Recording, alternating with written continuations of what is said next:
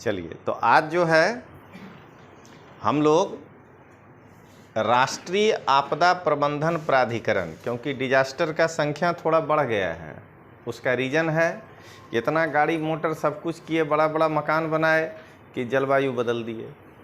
तो आबो हवा जब बदले तो फिर प्रकृति का गुस्सा डिजास्टर लेकर आएगा।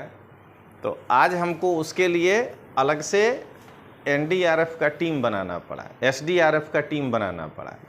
तो वो टीम कैसे काम करेगा, तो उसके लिए सरकार एक नेशनल डिजास्टर मैनेजमेंट अथॉरिटी बनाया है। तो ये अथॉरिटी कैसे काम करेगा इसके बारे में देखेंगे। चलिए, सबसे पहले इसकी स्थापना कैसे हुआ। तो 99 के पहले भी डिजास्टर आता था, ऐसा नहीं समझना है। 1975 में, तब हम 3 साल के थे, पटना में बाढ़ आया था। तो पटना में बाढ़ आया था तो उस वक्त मेरे नाना एमएलसी हुआ करते थे सेकंड हाउस वाला में। तो 52 से लगातार जीत रहे थे। तो उनका बड़ा फ्लैट था, लेकिन वो था एक ही फ्लोर का। अब मामा हमारे, उनका बेटा वहाँ पर अंडर सेक्रेटरी हो गए थे, तो उनको तीसरा मंजिल पे क्वार्टर मिला हुआ था। तो दोनों अलग रहते थे, जैसे सोनिया और राहुल अलग रहता है, वो अपने बाहर लगता है। 2-2 क्वार्टर मिला है, काहे नहीं यूज करें, अलग अलग रहेंगे। तो उस दिन क्या हुआ कि पूरा परिवार हम लोग, मतलब बच गए समझिएगा, कि पूरा परिवार हम लोग, हमको बीमार पड़े थे, दिखाने के लिए पटना ले जाया गया था। शाम को नाना बोले कि आज चलो मृत्युंजय के यहाँ रात में रह के खाना उना खा के वहीं रुकेंगे, मैंने अपना बेटा के यहाँ। वो था 3 मंजिला पे। हम लोग पहुँचे, वहीं रात भर गप किए, और जैसे सोए या सुबह उठते हैं तो 1 मंजिल पानी, 1 मंजिल पूरा डूबा हुआ। गंगा नदी का बांध टूट गया। तो ऐसा नहीं है कि डिजास्टर पहले नहीं आता था, ठीक है। अब 3 साल के थे, लेकिन अभी भी याद है हमको सब कुछ, कि हेलीकॉप्टर से चना गिरा देता था, बटर गिरा देता था, छत पे खड़े रहते थे। तो वो वाला सीन झेले हुए हैं, ठीक है। तो अब जरा समझिएगा, लेकिन 99 के पहले या तो सरकार उसको डिजास्टर नहीं माना था, वही एक्ट ऑफ गॉड नहीं समझा था, और या तो वो उतना नहीं आता था, 2 में से एक ही चीज, या तो लोगों में अवेयरनेस नहीं था। लेकिन 99 आते आते 90 के बाद से अगर ऐसा कुछ घटना हुआ तो एक आवश्यकता महसूस किया जाने लगा कि एक इसका अलग टीम होना चाहिए। तो इसलिए अगस्त 99 में, अभी बना नहीं है अथॉरिटी, एक उच्चाधिकार समिति का गठन किया गया। यानी आपदा प्रबंधन के लिए एक हाई लेवल कमेटी का गठन किया गया, कि भाई ये कमेटी पहले बताए कि आपदा के प्रबंधन के लिए हमको क्या क्या करना चाहिए। अब उसके बाद अचानक जो है गुजरात में भूकंप आ गया। उसके लिए हम लोग तैयार नहीं थे। तैयार का मतलब कि भूकंप ने, आपदा कोई भी आए तो हम तुरंत राहत कैसे करेंगे। अब क्या देखते हैं आज के डेट में, कि अगर जरा सा हमको पश्चिम के तरफ, सौराष्ट्र के तरफ बाबा जोड़ू का एहसास होता है, हम एनडीआरएफ का इतना टीम इतना जिला में, एसडीआरएफ का इतना टीम इतना जिला में खड़ा कर देते हैं। कारण क्या है कि हम लोग गांव के हिसाब से समझ पा रहे हैं कि जैसे अगर कोई उस तरह का बाबा जोड़ू और वो दिखेगा ना, तो समुद्र के किनारे जो गांव होगा रहने वाला, तो वो ये नहीं समझेगा कि कुछ बड़ा घटना हो सकता है। कुछ लोग निकलकर आनंद लेने पहुंच जाते हैं, समझे। तो अब उसी में वो गांव में देखिएगा तो चलो अरे हमको कुछ कर पाएगा, समुद्र में इतना मजाक खड़ा हो गया, ठीक है। अब वो आया और अचानक पानी इतना हो गया, ख़त्म हो गया। तो वो एनडीआरएफ एसडीआरएफ यही है, पूर्व सुरक्षा। ये 2014 के जीपीएससी के इंटरव्यू में पूछा, अपने ही क्लास के एक लड़का से, बहुत बढ़िया जवाब दिया था वो, उसका रैंक भी बढ़िया था, वो लड़की थी, 36 या कुछ आया था रैंक, वो एसडीएम है अभी। उससे पूछा कि आपको एसडीएम बनाया गया है और अचानक जो है आपके इलाके में बारिश शुरू हो गया है और आपको लगता है कि बाढ़ जैसा सीन आ सकता है, तो आप पहला कदम क्या उठाएंगे? मतलब क्या देख रहे हैं, डिजास्टर के पहले का स्टेप वो पूछ रहा है। आज हम सब कुछ समझ चुके हैं क्या करना है, लेकिन 2000 से लेके 14 के बीच में सीख रहे थे, अभी भी बहुत कुछ सीखना बाकी है। तो लड़की कही कि सर सबसे पहले तो गांव में जो लोग रहते हैं उनको ऊंचा स्थान पर शिफ्ट करने का प्रयास करें। तो इंटरव्यू बोर्ड बोला कि आपको कैसे पता चलेगा कि ऊंचा स्थान है? तो कहीं क्या कि सर इसके लिए ही तो तलाटी को रखा जाता है, उसको गांव के बारे में सब कुछ पता होता है, तो उसके पास रिपोर्ट होता है।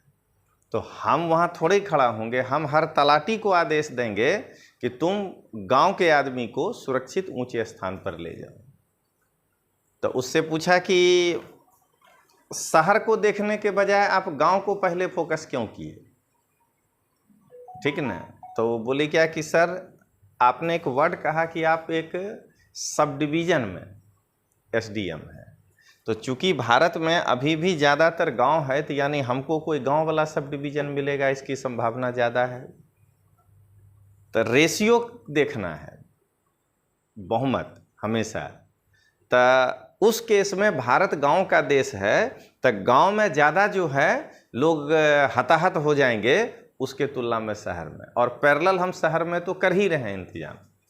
फिर बोली शहर में हम पहले से अवेयर होते हैं, पब्लिक भी ज़्यादा अवेयर है, सरकारी तंत्र जो है तुरंत पहुंच सकता है, गांव तक पहुंचने में दिक्कत होगी। ये पूरा वो बाउंड्री बना के बताएगी। अगर केशु भाई जी की सरकार चली गई यहाँ से, तो वो यही कारण था, उसमें उनका गलती नहीं था। नरेंद्र मोदी साहब जो बने सीएम पहली बार, कि आपदा प्रबंधन जैसा कुछ था ही नहीं। तो पहले क्या होता था कि भूकंप आया, 2-4-5 गो मकान गिर गया है, तो अपने चलते हैं, और क्या उस समय आज के जैसा मशीन सब था क्या जेसीबी? तो हथौड़ा मार के तोड़ेंगे, मकान गिराएंगे, वो हो गया व्यापक पैमाने पे। केशु भाई क्या ब्रह्मा जी नहीं उसको मैनेज कर सकते थे? लेकिन उसके चक्कर में एक सरकार को बलि देना पड़ गया। तक गुजरात भूकंप के बाद सरकार को लगा कि आपदा प्रबंधन पर हमको पोस्ट नहीं, प्री आपदा प्रबंधन, उस पर ध्यान देना चाहिए। तो इसके लिए जो है वो एक राष्ट्रीय कमेटी बनाया। ये हाई लेवल कमेटी था। हाई लेवल कमेटी का मतलब होता है बड़े अधिकारियों की कमेटी। बड़े अधिकारियों में भी समझना है कि सारे सेक्रेटरी लेवल के लोग होंगे, उनकी जो है कमेटी बनाई गई थी। और अब एक नेशनल कमेटी का मतलब हुआ कि इसमें जोन वाइज अधिकारी रखे गए होंगे, कि बताइए कि उड़ीसा के तरफ का आपदा अलग होगा, गुजरात के पश्चिम भाग का आपदा अलग होगा। तो इसको कहते हैं, एक राष्ट्रीय समिति के गठन का सुझाव दिया गया। अब आइए, उसका रिपोर्ट कहीं न कहीं सरकार को मिला था, तो उसके आधार पर पहले तो क्या है, पैसा सरकार को उसके ऊपर लगाना पड़ेगा। तो 10वीं पंचवर्षीय के योजना में पहली बार आपदा प्रबंधन पर एक विस्तृत अध्ययन किया गया है, जिस पर कि एक अध्याय ही दे दिया कि हम किस किस प्रकार के आपदा को आपदा कह सकते हैं। सुनामी, बड़े भूकंप, ठीक ना, बड़े लेवल पर बाढ़ आ जाना, उसको बांटा था किसको किसको कहेंगे।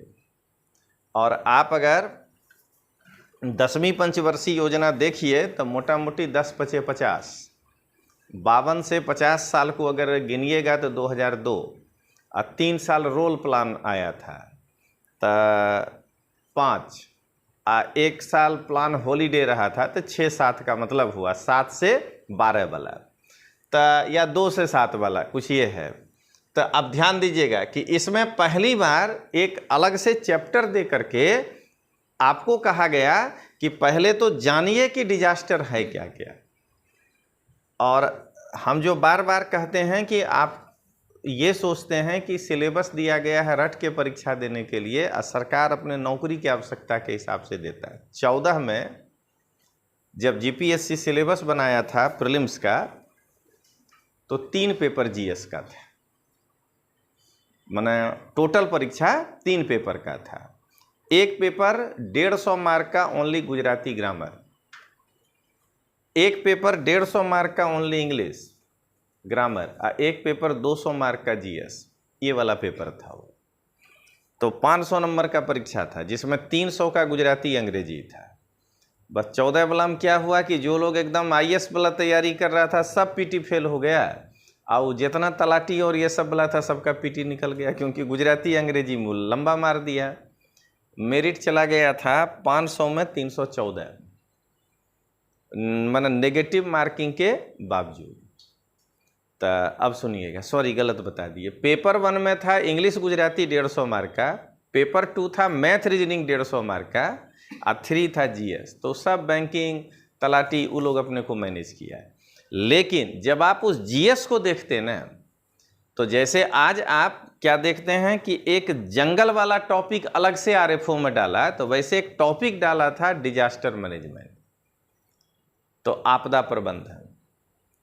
और मेंस में जब पेपर जीएस का 2 किया था, तो एक पेपर में एक पूरा सेक्शन डाला था आपदा प्रबंधन, उसमें वही सब लिखा था, प्रकार, सरकार के द्वारा उठाए गए स्टेप। 17 आते आते ख़त्म कर दिया। क्यों? उसको निकाला है और आपके ज्योग्राफी में लिख दिया है कि चक्रवात, भूकंप, सुनामी, उसको डिजास्टर के हिसाब से पढ़िए। यहीं से गिनिएगा कि सरकार जो है धीरे धीरे इस ओर खुल रहा है। पहले पहचाना कि डिजास्टर है क्या क्या। अब आइए, 12वें वित्त आयोग को आपदा प्रबंधन की वित्तीय व्यवस्था की समीक्षा के लिए अनिवार्य कर दिया। यानी 12वें वित्त आयोग को बोला कि जो ग्रांट देंगे या उस पर जो खर्चा करेंगे, उस वित्तीय व्यवस्था का समीक्षा करना जरूरी है। जो पैसा दिए हैं वो कम पड़ा, जैसे हम अगर 1000 करोड़ सोचकर बैठे हैं, पूरे साल में जो आपदा आ रहा है उसको आप रोक तो सकते नहीं हैं। आपदा से खुद का बचाव कर सकते हैं। अरे जिस दिन भूकंप आना है उसको थोड़े कोई रोक सकता है, आप उससे अपना बचाव कर सकते हैं। या अगर डिजास्टर हो गया तो उसके बाद उसको जो है आप कम से कम कैजुअलिटी हो इसका प्रयास कर सकते हैं। 2 ही काम कर सकते हैं। मान लीजिए कि कोई एरिया है वो एकदम भूकंप के सबसे खतरनाक जोन में है, तो आप डिजास्टर को कैसे कम कर सकते हैं? तो पहला कमी ये कर सकते हैं कि भाई 20 मंजिला मकान नहीं बनेगा उस इलाका में, ठीक है ना।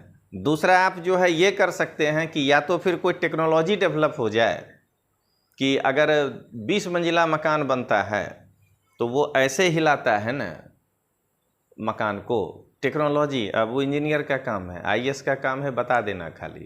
तो मान लीजिए वो ऐसे हिलाता है तो मकान जैसे चक्का वाला होता है ना अपना ये टेबल, तो कैसे घूमने लगता है, तो मकान के नीचे भी ऐसा कुछ अगर सिस्टम हो, करना साइंस इंजीनियर का काम है, वो हमारा काम नहीं है, हमको बताने का काम है।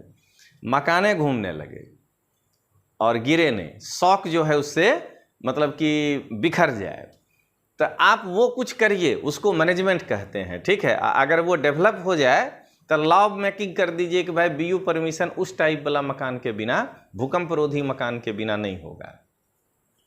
तो क्या देख रहे हैं, अब 1000 करोड़ का इंतजाम करके रखे, लेकिन वित्त आयोग को बताना है कि नहीं, पिछला बार जो किए थे खर्चा 1200 करोड़ आ रहा था, यही है समीक्षा। आपको 1200 करोड़ इधर निकाल के रखना पड़ेगा, कुछ भी हो सकता है। तो ये जो है अनिवार्य कर दिया। अब खाली तब तक लिखिए, एनसीईआरटी वाला विद्यार्थी याद करिए, कल शाम को जो पढ़े थे कितना भयानक लिखा था। 99 में सुनामी, क्यों उसी को लिख रहा था पूरा कहानी। मतलब ये ध्यान रखना है कि पूरा का पूरा भारत बदल रहा है यूपीएससी के क्षेत्र में। मतलब धीरे धीरे सब यही समझाएगा, देख लीजिएगा थोड़ा दिन बाद कि अब यही कि पहले वही पढ़ लेना फिर इधर पढ़ने आना। आप 7th क्लास का निकाल करके देखिए नागरिक शास्त्र का किताब, सोशल साइंस, उसके इकाई 2 में 4थे चैप्टर पे जाइए। अब देखिए उस 4थे चैप्टर पर क्या लिखा हुआ है। यही डिजास्टर है, डिजास्टर नहीं, सॉरी गलत बोल गए, भूगोल में जाइए। अब भूगोल में आप उस चैप्टर में जाइए, वायुमंडल में, देखिए वहाँ पूरा एक कहानी लिखा है चक्रवात वाले चैप्टर में, कि उड़ीसा में 99 में आया तो इतना हेक्टेयर ज़मीन जो है पानी में हो गया, 12 मीटर ऊंचा जो है मौजा आ गया था। तो ये सब पूरा का पूरा उसमें दिया। तो क्या देख रहे हैं कि उस अनुभव पर, अगर वो किताब आप पढ़े हैं, अब वो फैक्ट्स नहीं दिया कि 99 में ही क्यों लोग सोचा था, लेकिन वहाँ 4 घटना ऐसा लिखा है कहानी का कि आपको दिखने लगेगा कि 99 में सरकार क्यों मन की सजग हो गया। 23 दिसंबर 2005 को भारत सरकार ने आपदा प्रबंधन अधिनियम पारित किया। यानी 2005, अगर आप देखिएगा राजनैतिक दृष्टिकोण से, तो कांग्रेस और बीजेपी में यही फर्क है। आगे क्या देख रहे हैं, अधिनियम, ठीक है ना। कांग्रेस जो है लागू करे या नहीं करे, लेकिन हमको, ये मनमोहन का काल है 2005, हमको खाली एक्ट देता था, योजना नहीं देता था। प्लान बनाना बहुत आसान है, योजना माने प्लान होता है। हमको ये एक्ट बना के दिया, हमको ये एक्ट बना के दिया, कायदा हमको ये डिजास्टर मैनेजमेंट पर एक्ट बना के दे रहा है। हमको मनरेगा, अंत में ए है, एक्ट है। कायदा बना देने के बाद सरकार का रवैया कितना भी ढुलमुल होगा, लेकिन आप एक बार कोर्ट जा सकते हैं कि इस पर ये काम क्यों नहीं हो रहा है। तो ये जो है एक्ट कहा जाता है सरकार का उत्तरदायित्व, अकाउंटेबिलिटी। योजना को कब बंद कर देना है, उससे हमको राजनीतिक लाभ और नुकसान हो सकता है, लेकिन कायदा की आप हमको कुछ नहीं कह सकते हैं। जैसे हम जवाहर रोजगार योजना को जब बदले मनरेगा में, तो क्या उसके लिए संसद में आए थे पूछने कि ये वाला बंद कर दें, क्योंकि योजना था, पूछने की जरूरत ही नहीं है। लेकिन आज अगर मनरेगा में 50 करोड़ रुपया कम हो जाता है तो हंगामा होने लगता है संसद में। पूरा का पूरा JRY खत्म हो गया, संसद में चर्चा नहीं हुआ, उसके जगह पे मनरेगा आ गया। लेकिन मनरेगा में 5 रुपया कम कर दीजिए तो हल्ला हो जाएगा, क्योंकि वह एक एक्ट है। क्यों जो है CAA पर हल्ला हुआ, क्योंकि वह एक एक्ट है, ठीक है ना। क्यों NRC पर हल्ला हो रहा है, क्योंकि उसको एक्ट बना के लाना पड़ेगा। तो कांग्रेस सरकार ने भ्रष्टाचार भी दिया, लेकिन हमको जो भी दिया वो एक कायदा की ये चीज़ दिया। पिछले 2005 से 2014, अगर आप मतलब कि 4 से अगर आप 10 साल को देखिएगा, तो 10 साल में वो सरकार जितना एक्ट पारित किया है, ये सरकार 8 बरस में उतना योजना लाया है। एक्ट तो बेचारा जीवन में वो कृषि वाला लाने का प्रयास किया था, वो भी वापस लेना पड़ गया है। देख रहे हैं ना कायदा, प्रॉब्लम ये है। तो यहाँ क्या देख रहे हैं, 2005 में आपदा प्रबंधन एक्ट पारित हुआ, और उस एक्ट में लिखा गया था कि एक राष्ट्रीय आपदा प्राधिकरण और एक राज्य आपदा प्राधिकरण की स्थापना की जाएगी। अब ये प्रॉब्लम एक्ट में यही होता है कि इसमें कितने मेंबर होंगे ये अब बाद में तय होगा, या जरूरत पड़ा तो इसमें लिखेंगे। अगर संविधान होगा, संवैधानिक संस्था, तब हर बात को आर्टिकल बना बना के लिखना पड़ेगा, तो उसको फॉलो करना पड़ेगा। यहाँ क्या देख रहे हैं, एक्ट में हमने कह दिया कि एक नेशनल डिजास्टर मैनेजमेंट अथॉरिटी बनेगा और एक स्टेट डिजास्टर मैनेजमेंट अथॉरिटी बनेगा। और हमेशा ध्यान रखना है कि कुछ भी बनाइए, अगर पीछे ये नहीं लगा हुआ है, मंत्रालय, तो इसको किसी न किसी मंत्रालय के अंदर रखना होगा।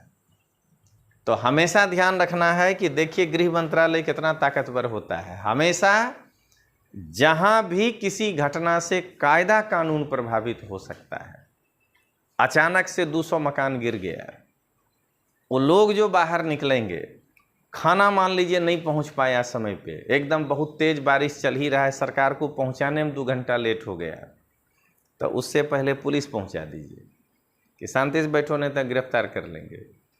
क्या देख रहे हैं? कायदा। अभी आप ये सोचिएगा कि आकर के माइक पर बोल तो दिया रविंद्रनाथ टैगोर जी, नरेंद्र मोदी साहब, कि घर के बाहर कोई नहीं निकलेगा कोरोना में, ठीक ना, लेकिन टैगोर जी से थोड़े कुछ होगा। जब तक अमित जी नहीं कहेंगे कानून के द्वारा गृह मंत्री से कि बाहर निकलिएगा, तो पुलिस स्वागत में खड़ा होगा, तब आप निकलना बंद करिएगा, नहीं तो पीएम के कहने होने से कुछ नहीं होगा। तो क्या देख रहे हैं आप? गृह मंत्रालय सबसे ताकतवर है, और इसीलिए क्या देखते हैं कि राज्य का मुख्यमंत्री देता ही नहीं है वो किसी को विभाग। बहुत योग्य था हर्षसंघवी, लेकिन वो गृह राज्य मंत्री था, वो गृह कैबिनेट मिनिस्टर नहीं था, ठीक ना। मोदी के समय बहुत योग्य थे अमित शाह, लेकिन वो गृह राज्य मंत्री थे, वो जो है कैबिनेट नहीं थे। तो क्या देख रहे हैं? तो इसको गृह मंत्रालय के अधीन रखा गया। ये प्रश्न बहुत बार आता है कि अभी राष्ट्रीय आपदा प्राधिकरण गृह मंत्रालय के अधीन है, तो तुरंत ध्यान रखना है कि राज्य आपदा प्राधिकरण भी जो है वो गृह मंत्रालय के अधीन होगा। इसीलिए जब सौराष्ट्र में उस तरह का माहौल खड़ा होता है, तो तुरंत मुख्यमंत्री कार्यालय से जारी होता है आदेश, क्योंकि राज्य का गृह मंत्रालय किसके नीचे काम कर रहा है कि एसडीआरएफ की इतनी टीम जो है लगाई जाए। तो ये जो है आपका एक व्यवहारिक बात हुआ। अब आगे बढ़ें।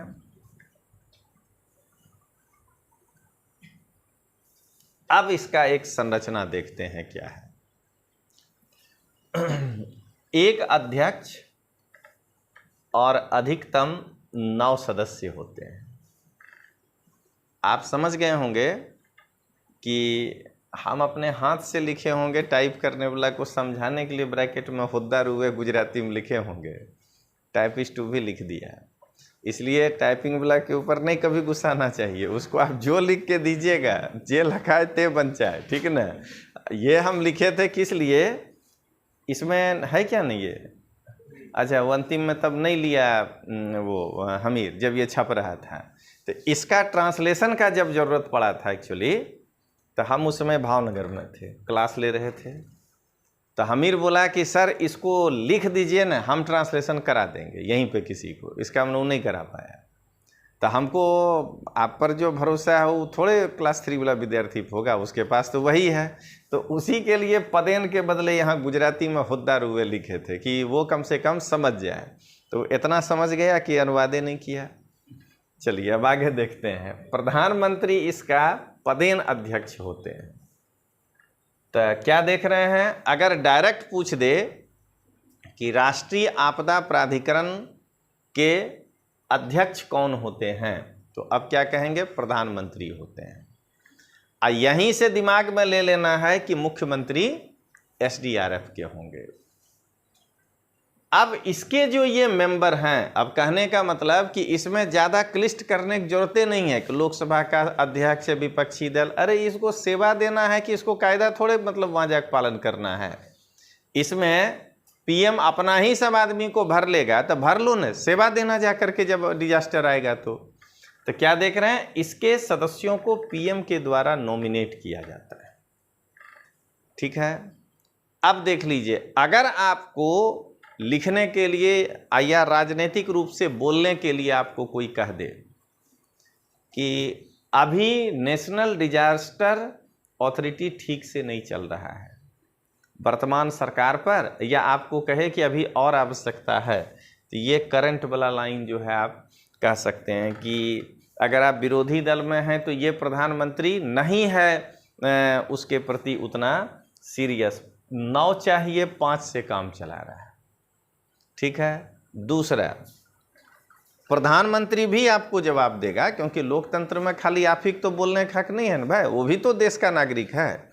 तब प्रधानमंत्री भी आपको कह सकता है कि इसके नीचे जो मेन कार्यपालिका होगा ना, जो एक्ट करेगा, हम इनके जगह पर उसको ज़्यादा नियुक्त करके रखे हैं, वो भी हो सकता है।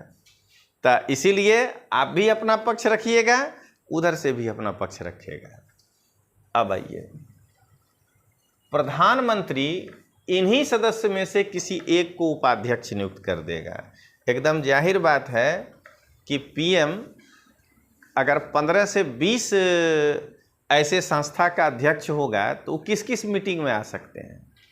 कोई भी 2 ऐसा संस्था हो सकता है जिसका मीटिंग एक दिन हो जाए।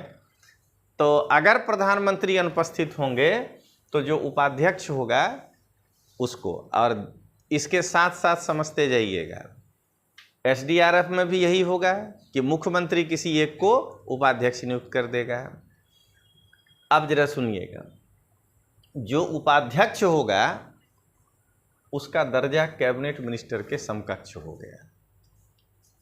अब आप अगला इसको लिखिए प्रॉब्लम में, यहाँ कोऑर्डिनेशन की समस्या प्रारंभ हो गई। ये गृह मंत्रालय के अधीन काम करता है, ठीक है। इसके उपाध्यक्ष को आप बना दर्जा दे दिए कैबिनेट मिनिस्टर का, तो फिर ये तो संविधान में कहीं नहीं लिखा है कि गृह मंत्री वित्त मंत्री को आदेश देगा। कैबिनेट यानी फिर सब कैबिनेट बराबर है। तो यानी आप यहाँ 2-2 कैबिनेट खड़ा कर दिए एक जगह पे, तो उन दोनों में टकराहट होगी, पहला। दूसरा, गृह मंत्री का नॉमिनेटेड उपाध्यक्ष नहीं है, पीएम का नॉमिनेटेड उपाध्यक्ष। इसका मतलब डिजास्टर में काम करने के लिए ये उपाध्यक्ष जिसको आप कैबिनेट मिनिस्टर का दर्जा दिए हैं, वो गृह मंत्री का बात कोई कारण से ही नहीं सुनेगा। अभी वाला केस छोड़ दीजिए कि भाई दोनों एक दूसरे पे निर्भर है, नहीं तो एक बात बताइए कि अगर ये नेहरू के समय में होता, अब पटेल साहब के बारे में मालूम होता उपाध्यक्ष को कि मान लीजिए दोनों में नहीं बनता है, तो पटेल साहब का एगो बात नहीं सुनता है, कहता कि भाई हमको तो नेहरू जी बनाए हैं उपाध्यक्ष, कैबिनेट में हम आपके बराबर हैं, तो जो कहना है जाके उनको कह दीजिए। तो ये है कोऑर्डिनेशन की समस्या। या तो उपाध्यक्ष को ये दर्जा देना चाहिए था राज्य मंत्री का, ताकि वो एक नीचे रहता, और अन्य सदस्यों को डिप्टी मिनिस्टर का दर्जा दे देता, इससे भी नीचे। तो चलिए अभी याद रखना है, उपाध्यक्ष का दर्जा कैबिनेट मिनिस्टर के समकक्ष होता है और अन्य सदस्यों का दर्जा राज्य मंत्री के समकक्ष होता है। आज दूसरी बार फिर याद करा रहे हैं कि गृह मंत्रालय के अधीन काम करता है। चलिए अब आगे बढ़े हम लोग। अब इस राष्ट्रीय आपदा प्राधिकरण का उद्देश्य क्या है? यहाँ पर जब सवाल आएगा तो थोड़ा बहुत लिख भी लीजिए। यहाँ पर जब सवाल आएगा तो हमेशा ध्यान रखना है कि इस ऑब्जेक्टिव्स को जब समीक्षा करने के लिए कहेगा तो आप समीक्षा का मतलब क्या सोच लेता है आदमी, समझिएगा, आलोचनात्मक मूल्यांकन करने नहीं कह रहा है। समीक्षा का मतलब है कि दोनों ही दृष्टिकोण से आप चीज़ों को समझिए, ठीक है ना, नकारात्मक भी और सकारात्मक भी। तो जब इसका समीक्षा कहेगा करने के लिए तो यही पढ़िएगा और इसका पॉजिटिव और नेगेटिव दोनों सोच करके लिखिएगा। सबसे पहले क्या है? जानकारी, नवाचार एवं शिक्षा के माध्यम से आपदा की तैयारी, रोकथाम और बढ़ावा देना। यानी कि हम अगर किसी इलाके का नहीं जानते हैं तो उसका इन्फॉर्मेशन लेंगे, वहाँ कुछ इनोवेशन देखेंगे और एजुकेशन के माध्यम से यानी जनता को जागृत करने का प्रयास करेंगे, उसके माध्यम से आपदा की तैयारी करेंगे। ये रोकथाम है, धाम नहीं करिएगा, ठीक ना, रोकथाम है। एगो अभी नया 32 साल का एगो बाबा आया है, अभी देखिएगा वो पकड़ाएगा 5 साल बाद। आज ये बता देते हैं, क्या नाम है, हम नाम भूल रहे हैं, बागेश्वरी, हाँ बागेश्वरी धाम, बागेश्वर धाम। हम तो कई बार कहते हैं कि बाबा हमको फ्लाइट का देते हैं पैसा, हम आते हैं मेरे मन का बात बता दे तो मान जाएंगे। तो क्या कहते हैं, बाबा जिसको पकड़ता है उसको एकदम अरविंद केजरीवाल जैसा ही लिख के देता है कि कांग्रेस को कितना सीट आएगा, तो आपको भी क्या क्या है वो बैठ के लिखने लगता है। और वैज्ञानिक भी है वो बाबा जो है एकदम माने इंजीनियर भी है, सब कुछ है। एगो के बेटा कहता है कि तुम्हारे बेटा के माथा में पानी है, ठीक है ना, इसीलिए तुम्हारा बेटा एनोमोलस बिहेवियर करता है। तो हमको तो लगता है कि सबसे पहले सोनिया को लेके जाना चाहिए था, राहुल को बाबा के पास, तो पता चलेगा। तो चलिए अब आगे बताते हैं। तो क्या देख रहे हैं आप कि ये जो है रोकथाम। अब आइए, टेक्नोलॉजी, परंपरागत ज्ञान और पर्यावरणीय धारणीयता पर आधारित आपदा के न्यूनीकरण उपाय को प्रोत्साहन कर देना। देखिए, कई बार आप टेक्नोलॉजी के द्वारा डिजास्टर को कम कर सकते हैं। और एक बात बताइए कि अपने 10 पीढ़ी पहले जो सौराष्ट्र के दरिया कांठे रहते थे, तो क्या उस समय चक्रवात नहीं आता था? हम कहते हैं कि वो अकबर के समय में तो जाकर नहीं खड़ा हो जाते होंगे कि तनख्वाह देते, आपको टैक्स देते हैं, मेरे आपदा का क्या हुआ। तो वो कैसे रोकथाम करते थे, उसको कहते हैं परंपरागत ज्ञान। समझ गए? तो आप उसको देखिएगा। आप एक छोटा सा चीज़ देखिए कि आज हम नया ज्ञान के चक्कर में कई बार परंपरागत ज्ञान को भूल गए। जैसे बताते हैं, हमारे गांव में चाचा लोग सब बोर खोदा है पानी पाक को देने के लिए, ठीक है।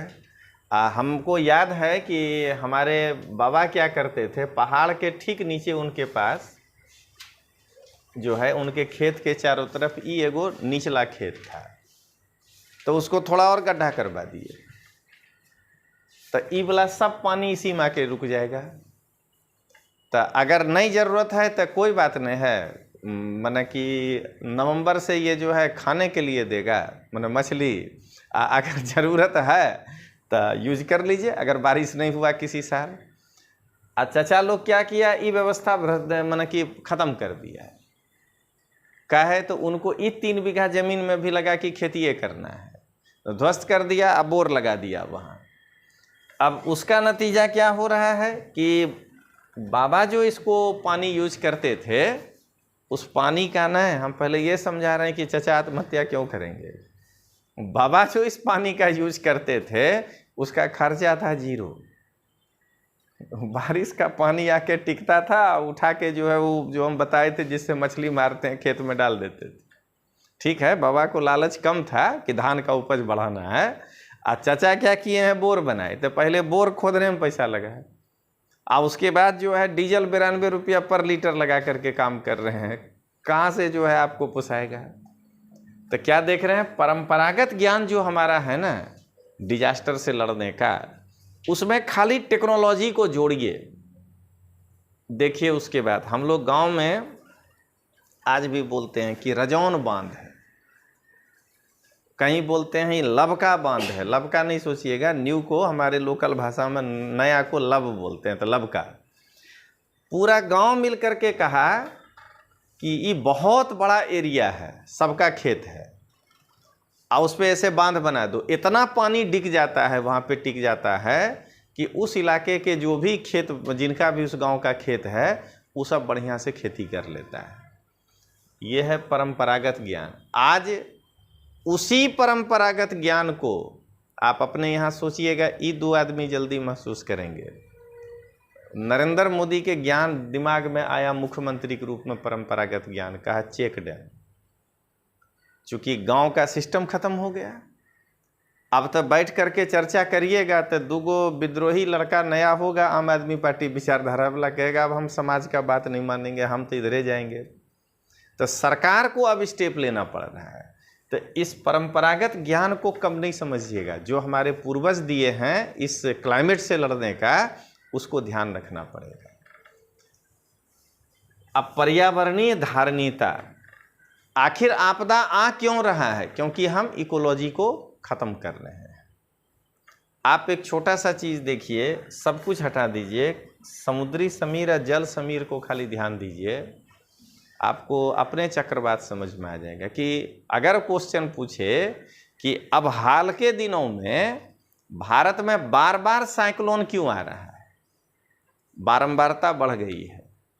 माने एक बायां से फुर्सत नहीं पाते हैं तो दायां तरफ आ जाता है, दायां से फुर्सत नहीं पाते हैं बायां तरफ। तो उसका सबसे बड़ा रीजन क्या है? देखिए, यही सब आंसर अब किताब से नहीं मिलता है। उसका रीजन ये है कि भगवान जो हैं चक्रवात के न्यूनीकरण के लिए 2 घाट बनाए थे, पश्चिमी घाट और पूर्वी घाट। उसको जंगल से भर दिए थे, समझ गए? जंगल के भरने से यहाँ टेम्परेचर कंट्रोल रहता था। तो यहाँ की हवा गर्म होके तो उठेगी, लेकिन चक्रवात पैदा करने वाला नहीं उठेगा। वो बरसात के दिन में खींच के खाली बारिश कराने के लायक वाला होगा। अब क्या किए, विकास के नाम पर जो है ये पूरा को जो है आप जंगल को तहस नहस कर डाले। अब जो ये मुंडा पहाड़ बचा है खाली पत्थर वाला, जरा बोलिए कितना गर्म होगा?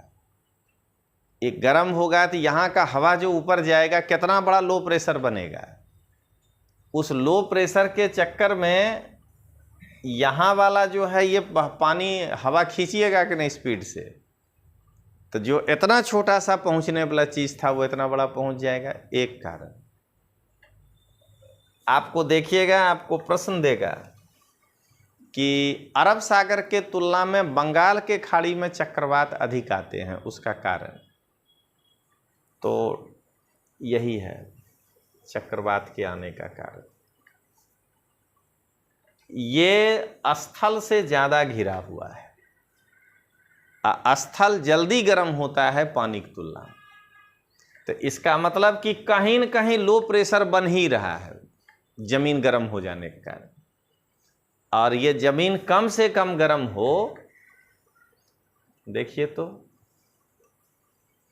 अगर ये आप लिखने में सक्षम हो जाइए तो दुनिया की कोई किताब है जो आपको मतलब कि बता सके।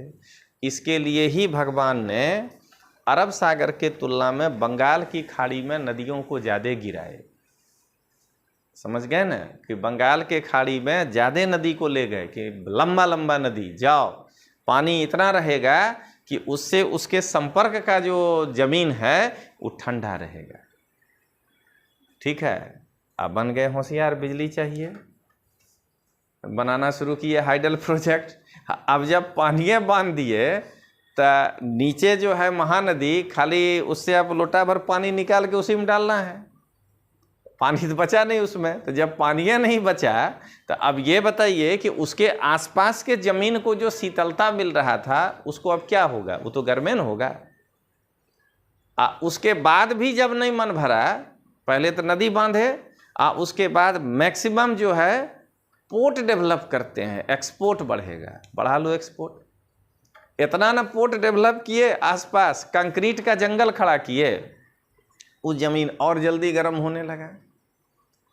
पोर्ट के चक्कर में बगल में एक इंपोर्ट हुआ नया सिटी, अब वहाँ बनने लगा ऊंचा ऊंचा मकान। 7वां वाला पढ़िएगा एनसीईआरटी, तब भी नहीं सब लिख पाइएगा। एक काल मेरे दिमाग में आया इन लोग को पढ़ा के कि नगर गर्म क्यों होता है। तो नगर गर्म होता है तो इसका मतलब है कि ये जो चेन्नई से ले करके, ठीक है ना, ये जो एकदम खाली शहरे शहर बसा दिए हैं म्यांमार तक, तो एक तो ये ऐसे ही प्राकृतिक रूप से ज़्यादा गर्म होता था क्योंकि ज़मीन से ज़्यादा घिरा हुआ था। ठीक है ना, अरब सागर खुला है उसके तुलना में। तो ये जो है डिजास्टर के साथ जोड़ करके आप चाहें तो लिख सकते हैं कि ये बार बार चक्रवात आता है। नहीं तो कोई बात नहीं, क्रॉनिकल में 4 लाइन जो लिख देगा सतही वाला, वो लिख के आ जाइएगा। बाद में कहिएगा कि मेरा वो एग्जामिनेशन हॉल का पड़ोसी, क्योंकि ऐसे वाला पड़ोसी तो लंबा समय तक साथ रहता है, एग्जामिनेशन हॉल का पड़ोसी भी उतने लिखा, लेकिन वो ये सब लाइन लिखा था, आप कुछ और लिखे थे, इसलिए आपको नंबर नहीं दिया। तो हमेशा ध्यान रखिएगा, पर्यावरणीय धारणीयता इसी को कहते हैं कि आप जो भी कर रहे हैं उसमें आप इकोलॉजी को, इन्वायरमेंट को खराब मत करिएगा। अब आइए, आपदा प्रबंधन के विकासात्मक नियोजन प्रक्रिया की को मुख्य धारा से जोड़ना। मतलब कहने का कि पहले डिजास्टर में अगर किसी का पोस्टिंग हो गया तो वो बेचारा पहले समझ लेता था कि मेरा पोस्टिंग साइड में है। मुख्य धारा से जोड़ना, ये उसको महसूस होना चाहिए कि हम जो सुविधा या सेवा जनता का एक बढ़िया रोड बना करके कर रहे हैं ना, तो अगर एक डिजास्टर को पिछले डिजास्टर के तुलना में अगर 10% भी जोखिम को घटा दिए, मेन देखना है जोखिम। डिजास्टर को कम करने के लिए बस एक ही उपाय है, पर्यावरणीय धारणीयता, ठीक ना। चक्रवात छोड़िए, बहुत जल्दी अगर नहीं सीखे, जापान होशियार बना था, अगर वही उसी होशियारी जा रहे हैं हम लोग, तो वैसे वैसे बड़ा बड़ा सुनामी भी आएगा जो अभी तक खाली नहीं सुने हैं। खाली एगो इंदिरा पॉइंट डुबा गया, वो होशियारी क्या है, सुनामी क्यों आएगा, तो सुनामी का आने का कारण क्या बताए हैं कि स्लम्पिंग, ठीक ना, वहाँ का जमीन नीचे, वो प्रकृति के हाथ में, वो अपने हाथ में नहीं है। लेकिन उसके बाद क्या बोले कि पानी के अंदर लैंडस्लाइडिंग। तो मद्रास का जो बंदरगाह है, अब विशाखापट्टनम का, क्या किए हैं वहाँ 15 मीटर गहरा पानी हो, इसके लिए नौज पहाड़ी को काट दिए, नहीं तो जहाज को 3 किलोमीटर पहले लगाना पड़ता है। ज्योग्राफी में लिखाए तो हैं आपको बार बार लगेगा कि सर जो है मेंस वाला क्वेश्चन में कहाँ हमको बैकअप, अब उसको आपको देखना है ना।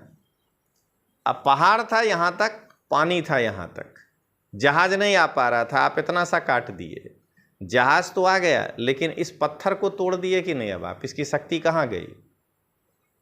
ऊपर से ही पत्थर पानी के अंदर है, तो अब जो है ये जो है, अगर ये एक इग्नियस रॉक भी होगा ना, तो आप इसको काट के एक तरह से इसमें छेदा बना दिए कि अब जो है वो जा करके चाहे तो डिकम्पोजिशन करे धीरे धीरे, और चाहे तो अपर्दन करे। तो ये बताइए कि ये जो पहाड़ काट को तोड़ दिए आप, उसके कारण जो अब इसमें पत्थर टूटेगा तो वो नीचे गिरेगा कि नहीं लैंडस्लाइडिंग के जैसा अंदर, तो आपको सुनामी का सामना करना पड़ेगा कि नहीं पड़ेगा। तो एक ही कारण नहीं है, जितना आप पढ़े हैं उसको उस तरीका से देखिएगा। अब चक्रवात के आने से भी सुनामी आती है, वो भी पढ़ाए थे, अगर वो बहुत बड़ा हो जाए, क्योंकि हम लोग तालाब के किनारे, आज ये टॉपिक है इसलिए उसी हिसाब से समझा रहे हैं। तालाब के किनारे जब बरसात में खड़ा होते हैं, थोड़ा सा तेजी से हवा बहता है, उस हवा की स्पीड 50 किलोमीटर से ज़्यादा नहीं होता है, तब भी दिखने लगता है कि पानी ऐसे ऐसे किनारे आ रहा है।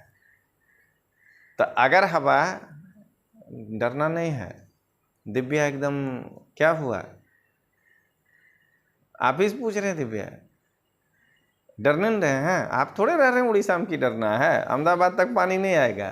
तो देखिए, नहीं वो क्लास में नहीं थी 5 मिनट से था ना, मानसिक रूप से नहीं थे क्लास में।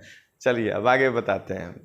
तो अब सुनिएगा, तो अगर 50 किलोमीटर वाला हवा हमारे तालाब के पानी में हलल चलन खड़ा कर देता है, तो वो जो कहता है कि 200 किलोमीटर पर आवर के रफ्तार से हरिकेन आएगा, वो अगर अपने यहाँ आने लगे, वो कब आएगा 200 किलोमीटर के रफ्तार से, वही वो जो जेट्टी बनाने के चक्कर में पड़े हैं। जब हमारे ज़मीन पर लो प्रेशर बेल्ट बनेगा तो यहाँ से पानी हवा खींचेगा, तो तब क्या होगा, वो सागर की लहरों को ऊंचा उठा देगा। तो सुनामी का तो इतने मतलब है, सुनामी कोई प्रक्रिया थोड़े है। आप जैसे भी समुद्र के जो मौजा नॉर्मल आता है उससे ज़्यादा उठा दीजिएगा तो पानी शहर में घुस जाएगा, इसी का नाम सुनामी है। अब वो भूकंप में नहीं कहते हैं रिक्टर 3 का आया तो नो प्रॉब्लम, तो वैसे ही छोटा वाला सुनामी था कि पोरबंदर में अगर घुसा तो ज़्यादा से ज़्यादा शहर में 300 मीटर पानी इन किया था, ज़्यादा अमाउंट नहीं था, एक घुट्टी भर ही पानी था, तो 2-4-5 दिन में फिर निकल जाएगा। लेकिन अगर उस सुनामी 12 मीटर ऊंचा पानी उठा तब तक पूरा पोरबंदर शहर गायब है। तो ये जो है ये उसके आवृत्ति पे निर्भर करेगा, लेकिन ये हम अपने कारण से ये कर रहे हैं। तो ये मुख्य धारा से जोड़ना, यानी ये फीलिंग्स आपके अंदर होना चाहिए कि ये भी काम वही है जो काम रोड बना के हम किसी को दे रहे हैं। ऑब्जेक्टिव, आपदा जोखिम की पहचान, मतलब कहने का कि हमारे पास ट्रैक रिकॉर्ड तो है ना कि पिछले 50 सालों में इस इलाका में इतनी बार भूकंप आया है और उससे कितना नुकसान हुआ है, इस इलाके में इतनी बार सुनामी आया है, उससे कितना जो है जोखिम उठाना पड़ा है, उसका अनुमान और उसको कम करना इस भाषा का मतलब हुआ है। सूचना और प्रौद्योगिकी पर आधारित आपदा को शीघ्र पहचानने वाली प्रणाली विकसित करना। जैसे पहले जब कोई बड़ा तूफान हमारे तट को टकराने पर आता था ना, उसके बाद जो है 5 मिनट या 10 मिनट पहले सरकार बोल पाता था कि खाली हो जाएगी, क्योंकि वो टेक्नोलॉजी नहीं था। अब क्या देख रहे हैं कि 3 दिन पहले से बोलने लगता है सरकार कि बंगाल की खाड़ी में 100 किलोमीटर पहले ये चक्रवात उठ चुका है, ठीक है ना। 3 दिन के बाद ये हल्दिया बंदरगाह को हिट करेगा, पारादीप बंदरगाह को हिट करेगा, तो 3 दिन में तो सेफ जगह पर चले जाइए। क्या देख रहे हैं, इस तरह का जो है आपदा को विकसित करना। ये वाला अभी हम भूकंप वाला में नहीं कर पाए हैं, क्योंकि उसका गति बहुत तेज है, पढ़ा चुके हैं किलोमीटर पर सेकेंड। तो अगर वो भूकंप का एपिसेंटर नहीं फोकस 8 किलोमीटर भी अंदर रहा तो उसको तो 1.5 सेकंड में लगेगा ऊपर आने में, तो मशीन के बोलने के पहले ध्वस्त हो जाएगा सब एरिया, किसको कहिएगा भागो। तो क्या देख रहे हैं, वो जितना ज़्यादा से ज़्यादा हम इस चीज़ को पहचान सकें जल्दी, वैसा इंफॉर्मेशन टेक्नोलॉजी विकसित करना। अब आइए नेशनल डिजास्टर मैनेजमेंट का काम क्या क्या है, अथॉरिटी का कार्य।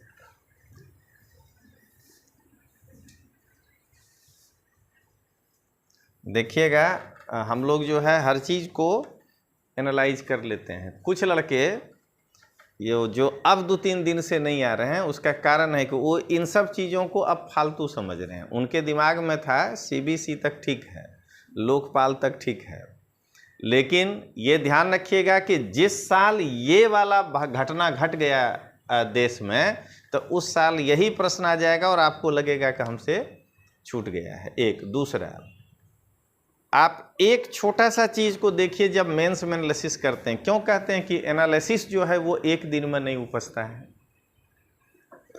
हम जब भूगोल का वो चीज़ दिमाग में लाए तो आपको चक्रवात जोड़ करके यहाँ बता दिए, तो क्या पता किसी दिन इसका एक लाइन उधर काम आ जाए। वहाँ आप पढ़ रहे हैं चक्रवात, आपको कह दे भूगोल में कि चक्रवात से आप क्या समझते हैं, प्रकारों को वर्णन करें, और उसके बाद लिख दे कि भारत में चक्रवात के कारण जो आपदा उत्पन्न होती है उसे ख़त्म करने के लिए केंद्रीय स्तर पर जो है या कम करने के लिए जो संस्था बनाया गया है उसके कार्य और उद्देश्यों को लिखें। वह उस दिन आजे वाला क्लास परेशान कर देगा कि अरे यार पढ़ लिए होते तो बढ़िया होता। बस यही चीज़ है कि कभी भी किसी भी टॉपिक को आप कमज़ोर मत गिनिएगा, ठीक है। आपको आगे का बात बाद में बताएंगे टोटल, लेकिन हमेशा ध्यान रखिएगा, खाली एक लाइन बता के जा रहे हैं कि आपके पास अगर एनालिसिस क्षमता होगा ना, तो आप किसी भी फील्ड में रहिएगा, वहाँ आप एक नयापन होगा और आपको लोग बुलाएंगे। अब आपको बता देते हैं कि एक ही क्लास क्यों रखें। हम अभी 9:30 बजे से ज़्यादा आपका क्लास नहीं ले पाएंगे, ज़्यादा से ज़्यादा 9:45। हमको जाना है डाकोर, अभी बोले ना कि कृष्ण भगवान बुलाए हैं, तो आप जानते हैं कि कृष्ण भगवान डाकोर काहे बुलाएंगे, द्वारका काहे नहीं बुला लेंगे। तो बीजेपी का सबसे टफ सीट है ठासरा विधानसभा सीट, आज आपको समझा रहे हैं, और हम उसको चैलेंज में लिए हैं। हम तो पहले ही बोले कि हम गुजराती हैं ही नहीं, मेरा अपना यहाँ कुछ नहीं है, लेकिन हमको अगर योग्य कैंडिडेट मिल जाए ना तो उसके पास साथ काम करके बेहतरीन कर सकते हैं। जो व्यक्ति 1990 से 2022 माने 17 वाला चुनाव गिन लीजिए, ठासरा से लड़ा है, वो 2 ही बार अपने लाइफ में हारा है। 90 से, और 90 से जो बुलाया है उसको नहीं मालूम है कि हम इतना अध्ययन करके जा रहे हैं, ठीक है ना। तो 90 से लेके 17 तक में 2 ही बार हारा है, और दोनों बार वो कांग्रेस छोड़ के भाजपा से टिकट से लड़ा है, इसीलिए हारा है। शब्द पकड़िएगा। तो वो भी मोहन भाई राठवा के तरह सरेंडर बोल गया और बीजेपी में आ गया। वो तो 17 में ही हार गया और हार गया है। अबरी मोहन भाई बेटा के जैसे टिकट दिया, उसके बेटा के टिकट दे दिया, वो पहली बार चुनाव लड़ रहा है। और सीट है टफ बीजेपी के पॉइंट ऑफ व्यू से। जैसे अभी अगर उसके बेटा को कांग्रेस दे देता टिकट, तो वो वहाँ से 5 बार जीता है, 5 बार कांग्रेस के टिकट पे जीता है, भाजपा के टिकट से हार जाता है। तो आप नहीं मानेंगे, मैं उसके पास जाने के पहले रात के 2 बजे तक पूरा उस ठासरा का एनालिसिस किए हैं, और आप दंग रह जाएंगे कि कोई एक विधानसभा सीट में आपको इतना माना कि पटेल नहीं मिलेगा जितना उस सीट में दरबारों की संख्या है। मेरा दिमाग कहाँ घूमा कि तीनों परमारे है, तीनों पार्टी, ये क्या हो गया। मैंने आप भी परमारे टिकट दिया है, सिंह लगा हुआ परमार। अब तो हम गुजरात का सोशल स्ट्रक्चर समझते हैं ना, क्या कहते हैं, कांग्रेस भी सिंह लगा हुआ परमार, जिसका सिटिंग एमएलए है अभी, ई भी दिया है सिंह लगा हुआ परमार। हमके इतना बड़ा रिस्क तो पार्टी जिंदगी में कहीं नहीं लेगा, वो कंट्रास्ट होके टिकट देता है। तो उस विधानसभा में जब हम उसका डेमोग्राफी पता किए हैं, तो 65,258 दरबार नहीं परमारों की आबादी है। अब बता दीजिए कि जहां 90,000 पर वोट फाइनल हो जाएगा, 2 पार्टी अगर लड़ेगा, अबरी तीसरा है, तो जहां 70,000 पे चुनाव में रिजल्ट आ जाएगा, वहां उसका अकेला का राजपूत भी नहीं, परमार है इतना। अभी हम वहां सिंह चौहान, ठीक है ना, बाकी जो है उन्हें गिन रहे हैं। तो वो सिंह राठौर भी है उस इलाके में। तो ये जो है ये एक बहुत बड़ा गेम है कि इसका मतलब ये हुआ कि जब ये परमार भाजपा में जाता है, तो इसका मतलब है कि परमार उसके साथ नहीं है, तभी नहीं हार रहा है। जब ये कांग्रेस से लड़ता है तो 14,000 वोट से जीतता है। अरे बाप बेटा, एक क्यों हुआ, अबरी लड़ेगा। और जब ये भाजपा से लड़ता है तो 24,000 से हारता है। ये सब गेम वो समझ नहीं पा रहा है। इसका मतलब तो पूरा का पूरा डेमोग्राफी पता किए हैं, और जो मेरे मोबाइल में है, जो आज उसको समझाने जा रहे हैं कि अमित शाह लोग कहाँ कैसे करता है, वो आज समझा देते हैं आपको। पढ़िएगा, सब समझ में आ जाएगा। हम उसको एक स्कूल का नाम बताएंगे। हम 9:30 इसलिए बोले कि हमको थोड़ा सा लिखना पड़ेगा, हमारे इसमें आ चुका है स्कूल का नाम। और उसको जो बूथ होगा, बूथ नंबर 1, आप सोच लीजिएगा कि उसको हम क्या देने जा रहे हैं। इस बूथ नंबर 1 में 700 वोटर है अगर, तो इस 700 में अगर एक वोटर भी ना, मान लीजिए कि गोसाई है, तो हम उसको ये तक बताने में सक्षम हैं आज कि गोसाई 1 आता है वोट देने, पता कर लो। हम वहाँ हैं नहीं, वो कौन है अब तुम जानो, लेकिन 1 वोटर गोसाई है। अगर इस 700 में उस बूथ पर सोचिएगा कि माइक्रोएनालिसिस किसको कहते हैं, अगर 7 पटेल आ रहा है वोट देने, तो उसको हम ये बताने जा रहे हैं कि 7 गो पटेल है, अब देख लो कि कौन तुमको वोट नहीं दे रहा है। आदमी डेमोग्राफिक क्या पता करता है, 65,000 परमार। ये वो वाला जमाना चला गया, बूथ टू बूथ अब सोचिएगा तब जीतिएगा। तो क्या देख रहे हैं आप कि एनालिसिस अगर आपके अंदर होगा तो आप कुछ भी कर लेंगे, और अगर नहीं होगा तो आप कुछ नहीं कर पाएंगे। कैमरा बंद करने के बाद बता देंगे कि वो क्यों बुला रहा है, तब गुलनाज और जो है अकरम थोड़ा सा वोटिंग पैटर्न बदलेगा। अभी लोग आम आदमी पार्टी की तरफ है।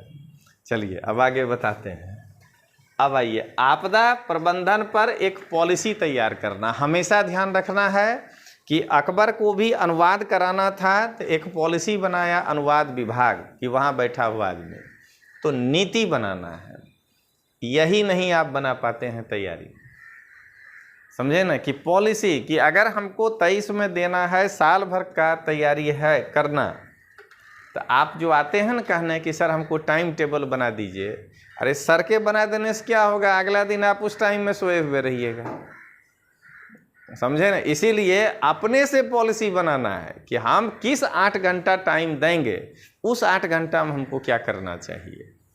आइए, आपदा प्रबंधन की राष्ट्रीय योजना को स्वीकृत करना, कोई नेशनल प्लान बना है तो उसको एक्सेप्ट करना, राष्ट्रीय योजना के अनुरूप भारत सरकार के मंत्रालय या विभाग के द्वारा तैयार की गई योजनाओं को अनुमोदित करना।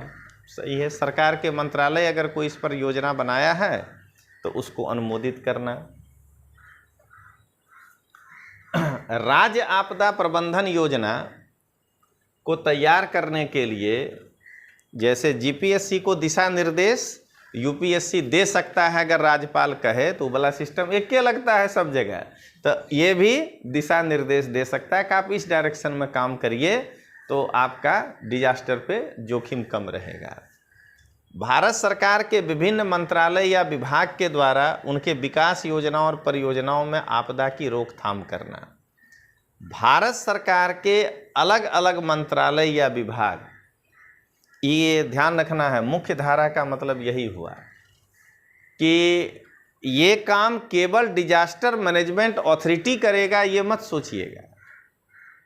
अगर आप अपने मंत्रालय में भी कोई काम कर रहे हैं तो एक बार दिमाग में लाइए कि इस काम के करने से कहीं डिजास्टर बढ़ तो नहीं रहा है। जैसे आपको एक उदाहरण बताते हैं, सरकार को डबल खर्चा हुआ है, हम गुजरात सरकार का एक बताते हैं। सरकार एक प्लान बनाया कि एक बेहतरीन रोड, जैसा गोधरा को दाहोद से जोड़ने के लिए बनाए हैं, 4 लेन है एकदम, पूरा जो है ढलैया वाला रोड है, वहाँ उस पर है ही नहीं डामर, तो आज वो 65 किलोमीटर का दूरी जो है आप 45 मिनट में तय कर लीजिएगा, वो भी बेहतरीन रोड बनाया है। तो ऐसा ही ढलैया वाला रोड धोलेरा, मतलब उसके बाद ये इधर घूम जाएगा, अगर धोलेरा के बाद अहमदाबाद के लिए घूमे तब फिर आप ये नॉर्मल रोड पे आ जाइएगा। लेकिन धोलेरा का जो पोर्ट बनाना है, जो SEZ, तो इसको इधर जो है अपना अलंग जहाँ टूटता है उसको जोड़ना है, तो उसके लिए ये बेहतरीन रोड जो है बनाया है, लगभग 2/3 बन गया है। तो इस रोड में शुरू में क्या समस्या हुआ वो बता देते हैं। शुरू में समस्या ये हुआ, यही है डिजास्टर, कि बनाने वाला अधिकारी कालो डूंगर क्या छे वाला था, 2002 वाला जीपीएससी वाला, वो ये सब पढ़ा नहीं था, उसको मालूम नहीं है कि इस तरफ दरिया है, ठीक न। ये जब दरिया है तो इसमें आकर के क्रीक मिलेगा, ठीक न, कि इधर का पानी जो है वो इस क्रीक के माध्यम से दरिया में चला जाएगा। सब नदी ही नहीं होगा, क्रीक भी होगा, ठीक न। जब दरिया उबलेगा तो इसके माध्यम से जाएगा, जिससे यहाँ पर रहने वाला आदमी थोड़ा इजीली रहेगा, बाढ़ नहीं आएगा। क्योंकि पानी जो फेंकेगा पीछे, तो अगर उसको निकलने का पैसेज मिल जाए, ये क्रीक एक ही नहीं है। जब आप जाइएगा भावनगर तो रास्ता में 8-10 जगह आपको ऐसा दिखेगा। तो जब भी पानी पूनम में बैक मारेगा तो क्या होगा कि वो इस क्रीक के माध्यम से, हम लोग देखते हैं सूखा हुआ है, अगर पूनम नहीं है तो आपको लगेगा कूद जाएं उसमें, वो दिखाई देता है अस्तर। आप पूनम या अमावस के बाद जब जाइएगा तो लगेगा करीब तो नदी में तब्दील हो गया, बहुत पानी आ गया। ये भगवान बना के दिए थे, इंसान हैवान बन के क्या किया, इसके बीच में बना दिया रोड। तो रोड जो बनाया ये एकदम ब्लॉक कर दिया, खाली उसको ही क्रीक के ऊपर पुल बना दिया, ठीक है। ये बात सोचे थे आप कि ये रोड के पहले खाली यही पानी जाने का एकमात्र साधन नहीं था, इधर का पानी ऐसे भी चला जाता था। ये तो अतिरिक्त जब हो जाए तो भगवान प्राकृतिक बना दिए ना, बाकी तो बारिश होगी, आपको हमको पता भी चलता है कि हमारे यहाँ से पानी निकल गया, अरे इतना सा पानी होगा बारिश में जो दिखता है ख़त्म, तो धीरे धीरे करके चला गया। इससे वाटर रिचार्ज भी हुआ, दरिया का ही पानी आया तो इसके माध्यम से यहाँ बाढ़ नहीं आने दिया, लेकिन ज़मीन तो गीला होगा ही ना, इसी के लिए तो मैंग्रोव लगाए, तो मैंने भगवान लगा दिए हैं। लेकिन अब क्या होगा कि अब आप यहाँ बना दिए रोड भर के कि एकदम इधर का आदमी इधर नहीं जाएगा, इधर का आदमी इधर नहीं जाएगा। अब जरा बताइए कि यहाँ वाला जो खेडूत है, बरसात के दिन में ये पानी तो नॉर्मल निकलता था, अब उसके खेत में कपास उगेगा? बारिश का पानी निकलबे नहीं करेगा तो कपास कहाँ उगेगा? तो आपने ये सोचा नहीं था कि ये क्रीक भगवान इन नॉर्मल के लिए बनाए थे, बारिश वाला पानी तो ऐसे जाता, तो यहाँ बीच बीच में बम्मा डालना था। छोटा छोटा नहीं डालता है जो पानी निकले, वो डालबे नहीं किया। तो जानते हैं, हम बात कर रहे हैं 3 साल पहले का, बनाया हुआ रोड तोड़ना पड़ा इन लोग को बाद में। पूरा रोड नहीं तोड़ेगा, जहाँ जहाँ बम्मा डालना है ना, फिर से काटा काट के फिर उसको लगाना पड़ा। क्यों? इतना इतना पानी खेत में, नवंबर तक किसान रोड पे बैठ गया कि वलतर दो। तो क्या देख रहे हैं? यही है कि डिजास्टर जो है ना, वो तैयार करिए विभिन्न मंत्रालयों को। मतलब जब वो PWD बना रहा था रोड या नहाई बना रहा है रोड, तो उसको भी पता होना चाहिए कि इस रोड से हम कोई नया डिजास्टर तो नहीं खड़ा कर रहे हैं। वो डिजास्टर अगर आ रहा है तो उसका हम कैसे खात्मा करेंगे। तो उनके विकास योजना परियोजना में आपदा के रोकथाम के उपाय को एकीकृत करने के लिए दिशा निर्देश करना, उसको एक डायरेक्शन देना।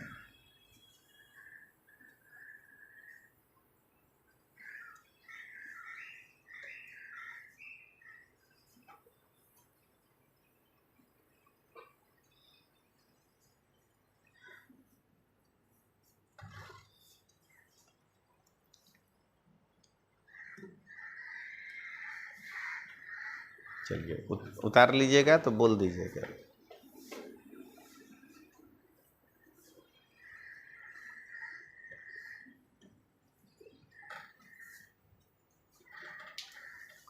हो गया? अब आइए, आपदा प्रबंधन के लिए नीति और योजनाओं के प्रवर्तन और कार्यान्वयन को सुनिश्चित करना। एक्सिक्यूशन, जो अभी नहीं बताया आपको कि हमसे जब आप हमेशा जो भी विद्यार्थी टीचर से जब टाइम टेबल बनवाता है तो वो प्लानिंग तो बेस्ट होना ही है, क्योंकि हमको अनुभव है, लेकिन आप उसको एक्सिक्यूट कर पाएंगे ये ना प्रॉब्लम है। तो एक्सिक्यूशन जो है वो कैसे होगा, उसको ध्यान देना है। उसके बाद देखिए, पुराना बात अगर ध्यान दिया जाए तो 3 दिन के अंदर नीचे जितना कोचिंग है उसमें लड़का बचेगा नहीं अब रहने के लिए। नहीं, कौवा बोलता है तो तिथि आता है, इतना तेज बोल रहा है कि देखिएगा 3-4 हज़ार विद्यार्थी आ रहा है 3-4 दिन के अंदर, एकदम सब कोचिंग फुल सुनामी के साथ। तो ये जो है वो काहे बोल रहा है, उसको भोजने नहीं मिल रहा है नगरीकरण के कारण, समझ गए? वो खाली वो जो आता है हिंदू तिथि, उसी में बुला बुला के आदमी खिलाता है, बाकी पूरे साल तो हम भगाते ही रहता है। तो चलिए अब आगे। तो आपदा न्यूनीकरण के उद्देश्य के लिए धन के प्रावधान की सिफारिश करना। असली तो यही है कि कितना भी आप अच्छा प्लान बना लीजिए, उसके लिए मनी तो चाहिए ना भाई। केंद्र सरकार द्वारा निर्धारित प्रमुख आपदाओं से प्रभावित अन्य देशों को सहायता करना है। मान लीजिए कोई ऐसा देश है जो इस पर काम नहीं कर पाया है, तो मानवीय सहायता हम उसको देंगे, ये भी एक IR का हिस्सा होगा। अगर आपको कोई नॉर्मल प्रश्न दे के कह दे कि किसी भी देश के साथ अगर आपको अच्छे संबंध डेवलप करना है तो डिप्लोमेसी में क्या क्या शामिल करिएगा, तो एक ये भी शामिल करिए कि अगर कोई डिजास्टर आ जाता है तो अगर उसके पास नहीं है तो आप उसको सहायता करिए।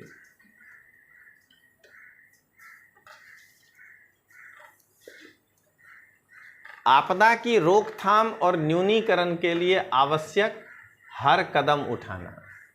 हमको लगता है कि नरेंद्र भाई जो हैं मेरे था को हर जगह धा समझे हैं टाइपिंग में, समझ गए ना, और कुछ नहीं। इतने काम करना है, किताब में हो सकता है मिस्टेक, इससे ज़्यादा थोड़े होता है। इसका मतलब कि आपको नहीं पढ़ के समझ में आ रहा है, इसीलिए आप भूल के बाद परेशान हो रहे हैं कि क्या हुआ है। हाँ, डेटा अगर गलत हो गया ना, तब आप कह सकते हैं कि थोड़े हमको याद रहेगा। अभी भाषा में तो दिख रहा है कि रोकथाम होता है, रोकधाम नहीं होता है, समझ गए। ये दिखता है कि हर कदम होगा, कर कदम तो नहीं होगा। कर कदम जरा सोचिएगा, कर कमलों में हिंदी में शब्द होता है, ठीक न। तो कमल होता है और कर मने खुद कदम मने पैर ही होता है, तो 2 बार पैर थोड़े होगा। तो ये जो है, अब आइए, राष्ट्रीय आपदा प्रबंधन संस्थान के कामकाज के लिए व्यापक नीति और दिशा निर्देश का पालन करना।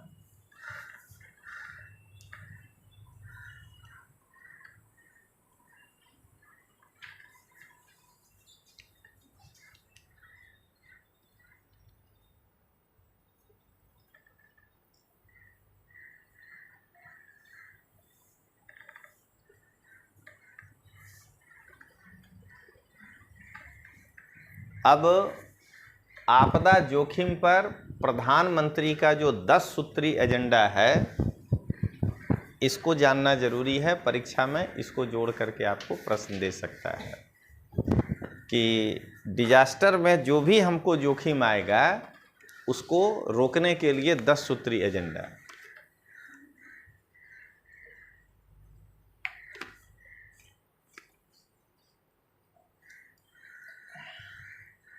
देखिए, सभी विकास क्षेत्रों को आपदा जोखिम प्रबंधन के सिद्धांतों का पालन करना चाहिए। यहाँ विकास क्षेत्र का मतलब हुआ कि जो जहाँ भी आप कुछ डेवलप करने जा रहे हैं, तो डेवलपमेंट के समय एनी टाइम ध्यान रखिए कि ये डेवलपमेंट तो होगा, लेकिन कहीं ये हमारे डिजास्टर को तो नहीं, जोखिम को बढ़ा देगा।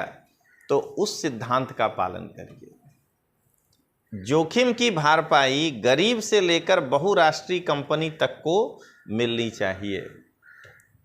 मतलब कि अगर कोई एरिया में मान लीजिए सुनामी आया, वहाँ एक फैक्ट्री था, तो अगर वो ख़त्म हो गया तो उसको जो आप भरपाई कर रहे हैं, तो उस इलाके के गरीब को भी उसका जो है लाभ मिलना चाहिए। प्लान दोनों के लिए बनना चाहिए। कहते हैं आपदा जोखिम प्रबंधन में महिलाओं का नेतृत्व और भागीदारी अधिक होना चाहिए। इसका कारण समझना है कि किसी भी प्रकार के डिजास्टर से निपटने में अनुभव पुरुष से ज़्यादा महिला को है। ये आप नहीं समझ पाएंगे, माने परंपरागत रूप से जितना भी जोखिम भरा काम है, सामाजिक रूप से हम लोग महिला को दिए, और जितना पैसा कमाने वाला काम है वो पुरुष के पास है। आप एक छोटा सा चीज़ बताइए कि आग का आविष्कार कर लिए खाना बनाने के लिए, तो आप और हम क्या कह रहे हैं कि आग से मत खेलो, अब महिला रोज खेल रही है। भाई कुछ भी हो सकता है, क्या देख रहे हैं। तो डिजास्टर का जो घटना कहिएगा वो ज़्यादा, वो मतलब है एकदम हर पल जो है वो इस चीज़ को देख रही है। एक छोटा सा चीज़, पहले फूस का मकान था, डिजास्टर इसी को न कहेंगे, गिर जाएगा, तब पुरुष घर में ज़्यादा देर रहता है कि महिला रहती है। पुराने ज़माने के हिसाब से देखिए, पता चला कि आप खेत पे थे और दादी के माथा पर गिर गया और वो बेचारी हॉस्पिटलाइज हो गई, तो उसके लिए भी वो कई बार सोच के बैठती है। तो हर डिजास्टर के ऊपर अगर देखा जाए तो इनको प्राकृतिक नेतृत्व प्रबंधन का क्षमता है इनके पास, इसीलिए उनका कहना है कि इनको आप आगे लाइए। प्राकृतिक एवं आपदा जोखिमों की वैश्विक समझ में सुधार के लिए वैश्विक स्तर पर जोखिम का मानचित्रण होना चाहिए। माने वर्ल्ड वाइड मैपिंग करिए कि किस इलाके में कौन सा डिजास्टर आ सकता है। उसका कारण है, अगर मान लीजिए कि आप पाकिस्तान को छोड़कर भारत में ही केवल भूकंप को केंद्र को देख के रह जाएंगे, तो प्लेट तो जुड़ा हुआ है ना, प्लेट तो नहीं बोलेगा कि पाकिस्तानी प्लेट है भारतीय प्लेट है, वो तो टकराबे करेगा आपस में। तो अगर उधर टकरा गया तो इधर भी प्रॉब्लम हो सकता है। तो ये जो है इसीलिए कहता है वर्ल्ड वाइड मैपिंग करिए इसको। अब आइए, आपदा जोखिम प्रबंधन प्रयासों की दक्षता बढ़ाने के लिए लेवरेज प्रौद्योगिकी का प्रयोग। ये सब भरा बड़ा भाषा पे मत बढ़िएगा, सीधा याद रखना है कि आपदा जोखिम प्रयासों प्रबंधन की प्रयासों को बढ़ाने के लिए लेटेस्ट टेक्नोलॉजी का प्रयोग, ज़्यादा से ज़्यादा टेक्नोलॉजी का उपयोग करें, ये जो है इसका मेन है। आपदा से संबंधित मुद्दों पर काम करने के लिए विश्वविद्यालयों का एक नेटवर्क विकसित करना। मैंने कहने का कि एक डिजास्टर मैनेजमेंट का पढ़ाई भी शुरू करिए। अगर हम गांव में रहते थे पुराने ज़माने में तब भी आग लगता था, लेकिन फायर सेफ्टी का कोर्स क्यों शुरू किए, क्यों चले गए फायर इंजीनियरिंग तक? हम लोग बी और बीटेक का डिग्री भी देने लगे, उसके सामने उसको रोजगार दिखाए कि अगर तुम इसको कर लोगे तो फायर डिपार्टमेंट में तुम्हारा ही नौकरी लगेगा। तो वैसे ही अगर डिजास्टर पर हमको आगे काम करना है, हम कहते हैं कि एनडीआरएफ का टीम बनाएंगे, तो वहाँ नियुक्ति किसी को तो करिएगा। एक हमारे आपके जैसा आदमी को लेके और उसको ट्रेनिंग देना, एगो जो बच्चा से पढ़े हुए हैं फिर उसको ट्रेनिंग देना है, तो प्रैक्टिकली सोचेगा। इसीलिए कहा जा रहा है कि विश्वविद्यालय में एक नेटवर्क विकसित करिए, वहाँ पर आप इसको कोर्स में शामिल करिए आपदा प्रबंधन को। आपदा जोखिम में कमी के लिए सोशल मीडिया और मोबाइल टेक्नोलॉजी द्वारा प्रदान किए गए अवसरों का प्रयोग किया जाना चाहिए।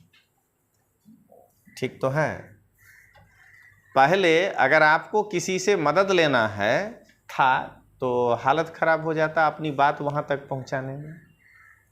आज तो कोई एक बच्चा है और उसके हार्ट में वो होल हो गया है, पैसा नहीं है, तो उसका फ़ोटो खींच के फेसबुक में डाल दीजिए डोनेट, ठीक ना, वो हो सकता है उतना पैसा आपके पास पहुंच जाए। यही कह रहा है, सोशल मीडिया और मोबाइल प्रौद्योगिकी के द्वारा जो आपको अवसर मिला है उसका ज़्यादा से ज़्यादा प्रयोग करिए। मतलब कि खोजिए सोशल मीडिया में कि कहीं डिजास्टर के लिए क्या क्या कहा गया है। कोई यूट्यूब में बना के समझा रहा, सब पढ़ाने के लिए नहीं समझा रहा होगा, कोई ऐसे भी यूट्यूब में बनाया होगा कि आइए आज हम लोग जानते हैं तटीय के इलाकों में रहने वाले लोगों को सुनामी के प्री और पोस्ट सुनामी क्या क्या करना चाहिए। तो आप उसका उपयोग करिए, आप उसको समझिए। आपदा जोखिम में कमी को बढ़ाने के लिए सोशल मीडिया और मोबाइल ये तो एक ही हो गया। आपदा जोखिम में कमी को बढ़ाने के लिए स्थानीय क्षमता पर पहल। कहने का मतलब कि जो पीएम साहब बाद में कहे लोकल फॉर वोकल, वो तो हर जगह लगेगा। जापान में सुनामी आया तो ठीक है टेक्नोलॉजी ले आएंगे, लेकिन जापान के सुनामी से वहाँ जो प्राचीन लोग निपटते थे, हमारे जो प्राचीन निपटते थे, तो ये जो लोकल वाला जो क्षमता है उसको भी ध्यान दीजिए। ये नहीं कि पूरा वहीं से पढ़ के आएंगे तो जो है हम ये काम कर पाएंगे। तो ये हो गया। आइए अब आपदाओं से सीखने के लिए प्रत्येक अवसर का प्रयोग करना और अवसर को प्राप्त करने के लिए प्रत्येक आपदा के बाद अध्ययन करना। ठीक तो है। यही चीज़ है जो आप और हम लोग बाद में मोदी साहब पे कमेंट विरोधी करने लगे। आपदा में अवसर, यही कहते हैं ना कि आपदा में अवसर खोजिए। यही है कि कोई भी अगर डिजास्टर आया तो उससे सीखने के लिए आप कोई भी अवसर मत खोइए। और जब भी कोई आपदा आपके इधर आता है तो उस पर अध्ययन करिए, ताकि अगला डिजास्टर आने के पहले उस तरह का आप तैयार रहिए कि आपको करना क्या है। आपदाओं के लिए अंतर्राष्ट्रीय प्रतिक्रिया के साथ सामंजस्य बैठाना। जो भी डिजास्टर है वो तो पूरे विश्व में आना है ना, हर जगह अलग अलग देशों में। मान लेते हैं कि हम समुद्र किनारे हैं, हमको सुनामी के बारे में कम मान लीजिए अनुभव है, तो और भी तो विश्व में देश है जो समुद्र के किनारे है, उसके यहाँ तो सुनामी कभी आया होगा। तो अंतर्राष्ट्रीय प्रतिक्रिया वो वहाँ क्या किया है उसके साथ खुद को जो है सामंजस्य बिठाना है।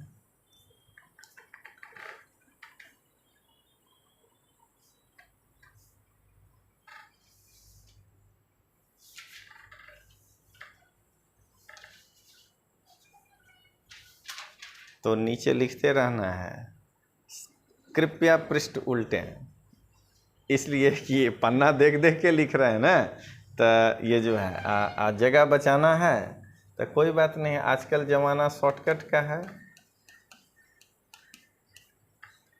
ना, ये भी कर सकते हैं। तो चलिए आगे देखते हैं।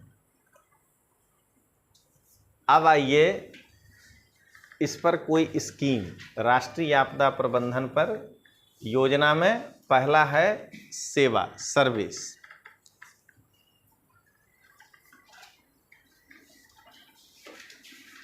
क्या कह रहा है कि आपदा के दौरान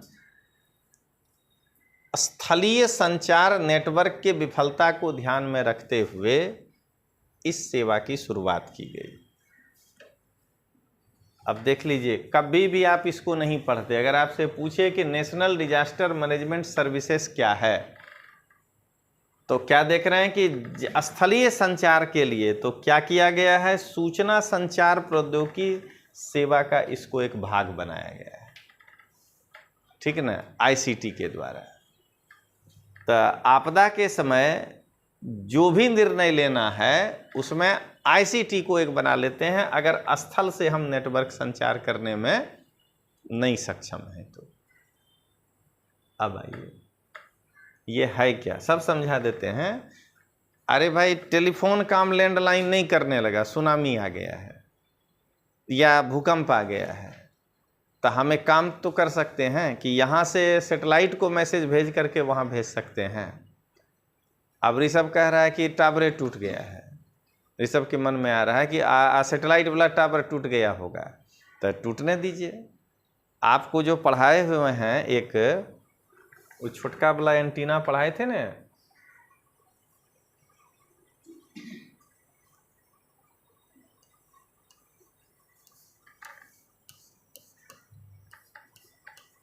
इसको तो फटाफट बिठा के जो है मैनेजमेंट कर सकते हैं।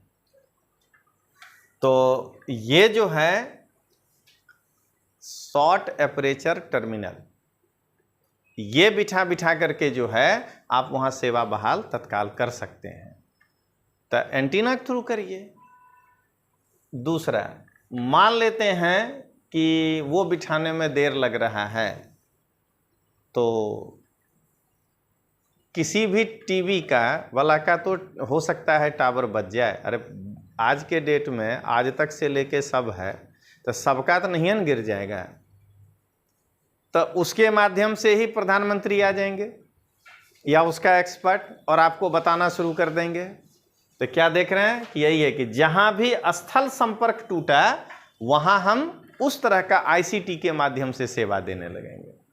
क्या कह रहा है, यह केंद्रीय मंत्रालय, राष्ट्रीय आपदा प्राधिकरण और राष्ट्रीय आपदा प्रतिक्रिया बल, ध्यान रखना है, अथॉरिटी और फोर्स, स्टेट डिजास्टर मैनेजमेंट अधिकरण को त्वरित सेवा प्रदान करने के लिए ये सेवा देता है। कहने का मतलब कि ये भी एक सर्विस देने वाला संस्था है, और ये संस्था केंद्र के जो मंत्रालय, जो तरह का आपदा आया होगा तो कौन सा मंत्रालय को जिम्मेदारी दिया गया है, जिसके अंदर आएगा उसको देगा। मान लीजिए कि आप जो है नहाई से जा रहे थे, आप ऐसे अभी ओवर ब्रिज पर थे, आप बीच वाला आपदा के कारण जो है पुल टूट गया, आप ऐसे हो गए, ठीक। अब आप गाड़ी नीचे लाके बैक होते, लेकिन यहाँ पर भी भूकंप था, बड़ा सा गड्ढा बन गया, अब आप ऐसे पुल पे लटके हुए हैं, ठीक है ना। तो उसका आपदा का पहला जिम्मेदारी नितिन गडकरी पाएगा, समझे ना भाई। इसीलिए कह रहे हैं कि जो लिखा है उसको फोकस करिए कि कहाँ क्या हो रहा है, नहीं तब नहीं समझ पाइएगा। तब विभिन्न मंत्रालय, एनडीआरएम तो सबके लिए काम करेगा, ये जो प्रतिक्रिया बल बनाए हैं ये वहाँ पहुँचेगा, पहुँच के एक्शन लेगा। स्टेट वाला इनको जो है ये त्वरित सेवा प्रदान करता है, ये सर्विसेज। यह सेवा बीएसएनएल के द्वारा प्रदान की जाती है। तो मुकेश तो नहीं है फ्री में आएगा देने, ये तो फिक्सन है, आएगा तो पहले बोल देगा कि 2000 करोड़ माफ़ कर दो बैंक से, फिर हम आते हैं। अब आइए, इस परियोजना का उद्देश्य क्या है? तो आपदा प्रभावित राज्य जिले के इमरजेंसी ऑपरेशन सेंटर, अब ये तीनों का नाम पहले आप पढ़ चुके हैं डिटेल्स। तो एनडीएमए, एनडीआरएफ, एसडीएमए के बीच प्राथमिकता के आधार पर वापस कॉल उपलब्ध कराना। प्रधानमंत्री जो आपको बोलने आ गए आज तक में, तो वो तो वन वे हुआ ना कम्युनिकेशन, आप तो उससे बोल नहीं पाइएगा। तो यहाँ अब प्राथमिकता कि पहले एनडीएमए को प्रभाव बना कि दें सुविधा, कि किसको, कि वो सामने से हमको कॉल बैक कर सके। वो वाला सेवा जो है कैसे बहाल होगा? आपदा स्थलों से दूसरे तक ईमेल देख रहे हैं, मोबाइल आउटगोइंग, ये सब जो है सेवा प्रदान करना। बीएसएनएल जो है, इसका मतलब आज भी समझ लेना है कि इससे ज़्यादा टावर नहीं है मुकेश भाई के पास। वो भले 5G के वो 11G लेकर आ जाए, लेकिन आज भी ऐसे वाले समय में भरोसेमंद वही है। भले जो है अभी आप उनका सिम वापरिए या उनको रुपया दीजिए, लेकिन एगो सिम बीएसएनएल भी रखे रहिए, वो जीवित रहेगा, और नहीं तो गड़बड़ा जाएगा मामला। चलिए अब आगे देखते हैं। उच्च आवृत्ति की radio connectivity, high frequency radio connectivity, विभिन्न पूर्वानुमान चेतावनी एजेंसी के द्वारा प्रदान की गई जानकारी को अपने पोर्टल पर उपलब्ध कराना। आप जो है उस एजेंसी के www. में जाइए, वो अपने पोर्टल पर आपको इंफॉर्मेशन देगा।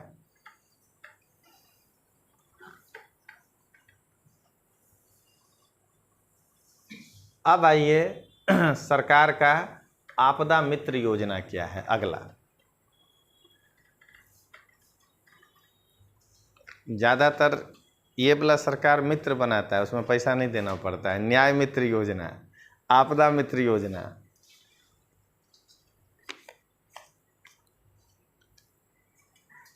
देखिए, राष्ट्रीय आपदा प्रबंधन एजेंसी भारत के 25 राज्यों के चुनिंदा 30 सर्वाधिक बाढ़ प्रभावित जिलों में प्रति जिला 200 स्वयं सेवक प्रशिक्षण दिलाने के लिए, बोले ना मित्र बनाएगा, स्वयं सेवक वॉलंटियर, 2016 से आपदा योजना चला रही है।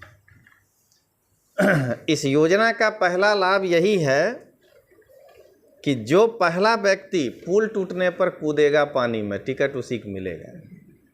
समझ गए? इस योजना का पहला लाभ यही है। ध्यान रखना है, इसको कमेंट में नहीं किए, समझ गए ना, कि भाई जो YMLA था वो खड़ा रह गया, जो अभी का था, और वो X था वो कूद गया, तब उसको Y बनाओ, इसको X बना दो। तो क्या देख रहे हैं, टिकट इस पर भी मिलता है। तो कभी कभार नदी किनारे जाया करिए, अगर कैरियर अपना मजबूत करना है तो, क्या पता कब कूदने का जरूरत पड़े तो कूद जाइए वहाँ पे, ठीक है। अब आइए, तो स्वयं सेवक बनिए, ठीक।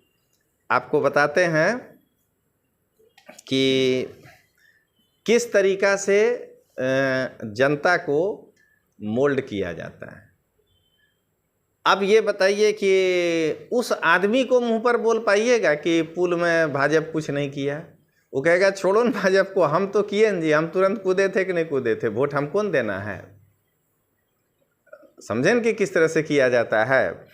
तो चीज़ यही है। आज आप एक छोटा सा चीज़ समझिएगा, 160 आदमी के नाम के बाद अब बताइए गुजरात का माहौल क्या है। पलट दिया ना।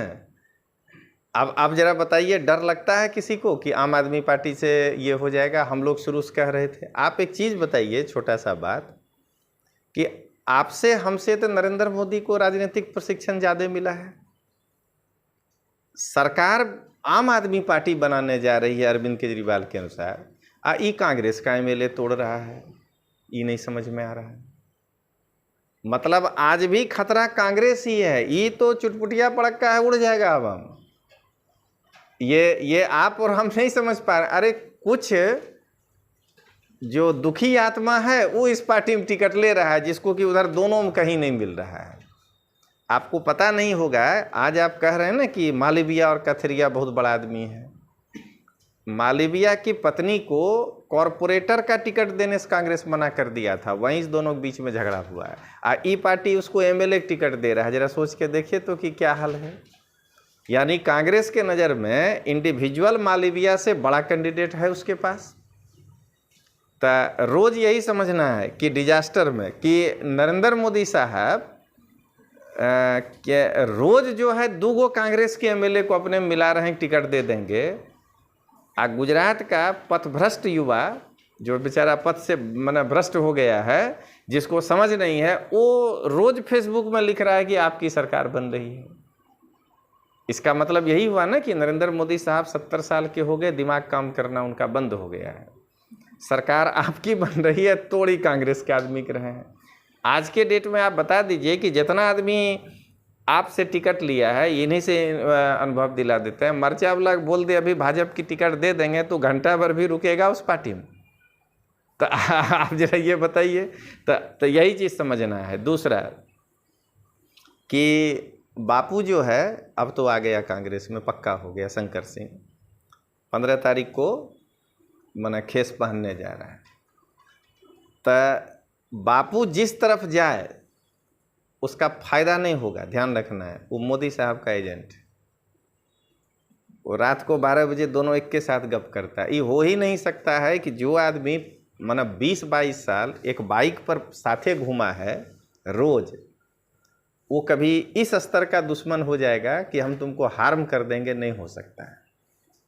ठीक है, एक छोटा सा चीज़ बताइए, इतना आदमी को ईडी आईडी VD सब पकड़ा, बापू को काहे नहीं पकड़ा? ये क्या ठीक आदमी है? ये कोई भ्रष्टाचार नहीं किया है, जबकि 2 को इंजीनियरिंग कॉलेज और मेडिकल चला रहा है। इसको तो 2 मिनट में अंदर पूर देगा, कुछ नहीं मिलेगा। तो उसका कारण यही है कि हम आपके तरफ हैं। वो जो सिनेमा था, समझ गए न, बस वही है। तो इसीलिए ध्यान रखिएगा, इतना तोड़ने के बाद भी मोदी को डर लग रहा है कि मेरा अगर कहीं जरा सा भी कुछ हुआ इधर उधर तो ये कांग्रेस से ही होगा। इसीलिए अब अपना आदमी बिठा दो, उसके बाद बापू मांगेगा 20 टिकट, वो अपना कमज़ोर पत्ता को मांगेगा, कहेगा नहीं तो हम नहीं आ पाएंगे। वही 20 गो का खेला है, और क्या है। तो चलिए आगे देखते हैं हम लोग, इसलिए ज़्यादा नहीं तकलीफ में आना है, ठीक ना। ये बेचारा सुस्त हो गया है कि आम आदमी पार्टी वहाँ से फलां टिकट दे दे, कुछ नहीं है। वो सब चुटपुटिया पड़ा कर नहीं, जो दीवार में ऐसे बजाते थे, ये सब है। चलिए अब आगे देखते हैं। वर्तमान में यह 25 राज्यों के 30 सर्वाधिक बाढ़ प्रभावित जिलों में योजना चलाई जा रही है। यानी उस समय 25 राज्य को फोकस किया गया था, कहा है कि 2016 में तो 25 राज्य था नहीं, उस समय भी 29 राज्य था। तो 25 को फोकस किया गया था, उसमें से 20 में ये चल रहा है। अब आइए इसका उद्देश्य क्या है, समझा देते हैं। लिखने में कुछ छूटेगा ना, वो हम एक ही बार इकट्ठा करके वो दिमाग में रखे हैं कि ग्रुप में आपका रख देंगे, जहाँ से कि आप हमको CBC वाला बोले। CBC बोले थे कि कौन है? नीति आयोग वाला। वहाँ से हम PPT रख देंगे, आप चिंता नहीं करिए। राष्ट्रीय स्तर पर प्रशिक्षण मॉड्यूल का विकास, राज्य संघ राज्य क्षेत्रों से जुड़े राष्ट्रीय स्तर पर सूचना का प्रणाली का विकास, और आपदा काल में सहायता करने के लिए 6000 कम्युनिटी वॉलंटियर को प्रशिक्षित करना। ठीक है, आप उसको तनख्वाह नहीं दीजिएगा, लेकिन उसको प्रशिक्षित तो आपको करना पड़ेगा ना, वो है इसके अंदर। जिला ब्लॉक स्तर पर सामुदायिक इमरजेंसी रिजर्व बनाने की आवश्यकता है।